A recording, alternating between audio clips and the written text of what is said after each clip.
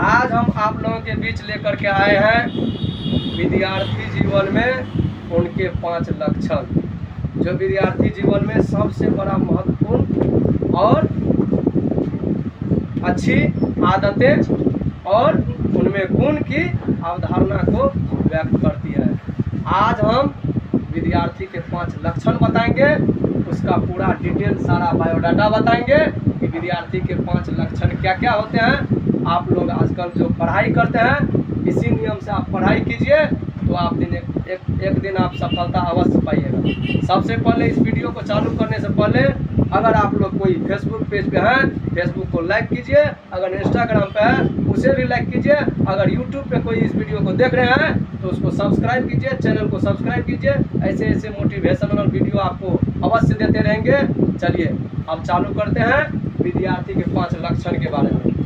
सबसे पहले बताया गया है काक चेष्टा। क्या बताया गया है? काक चेष्टा।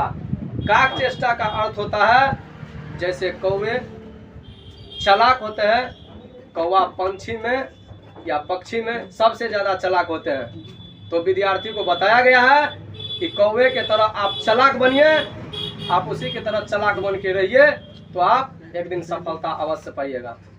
दूसरे नंबर पे है बको ध्यानम। बको ध्यानम का अर्थ होता है बगुला के तरह। आप लोग देखे होंगे बगुला जब तालाब के निकट बैठते हैं तो वे अपने चोंच को ऐसे करके रहते हैं और माछ को ध्यान से देखते हैं, मछली को, कि मछली जब आएंगे तो उसको हम तुरंत निकल जाएंगे, उसका तुरंत हम अपना पेट भर लेंगे। देखिए वे कैसे ध्यान केंद्रित किए रहते हैं। आज हम आप लोगों को यही बता रहे हैं, बको ध्यानम का अर्थ होता है बगुला की तरह। विद्यार्थी जीवन में बगुला की तरह बोलता है कि किताब पे आप ऐसा नजर गड़ा के रखिए, ऐसा नजर गड़ा के रखिए कि कोई भी सवाल आपसे पूछे तो आप उसका हल तुरंत जवाब दे दे। यही होता है बको ध्यानम का अर्थ विद्यार्थी जीवन में। 3 नंबर में है श्वान निद्रा। श्वान निद्रा का जहां तक बात करें, श्वान मतलब बताया गया कुत्ता। कुत्ता के तरह नींद का रखने के लिए आप लोग जाते होंगे रास्ते में कहीं पड़ा रहेगा कुत्ता, जाते होंगे ऐसे करके चल दिए, कुत्ता को देखते होंगे। अगर कुत्ता सोया हुआ है, अगर आप वहां से गुजर भी गए तो कुत्ता तुरंत जग जाता है। इसका अर्थ है आप अपने नींद को पतला कीजिए। अगर आपका मम्मी और पापा आपको पढ़ने के लिए अग्रसर कर रहे हैं तो आप तुरंत वहां से जगिए और पढ़ाई करने के लिए तुरंत चल दिए। बहुत से बच्चे हैं सोए रहते हैं, मम्मी पापा बोलते रहते हैं जाओ पढ़ाई करने के लिए, जाओ पढ़ाई करने के लिए। हो आज नहीं जाएंगे, आज सोने का मूड है, आज हम नहीं जा पाएंगे पढ़ने के लिए। ये सब बात नहीं कहता है विद्यार्थी को करने के लिए। यही होता है श्वान निद्रा करता होता है, कुत्ता के तरह नींद रखिए आप। अगला सवाल है 4 नंबर का अल्पहारी।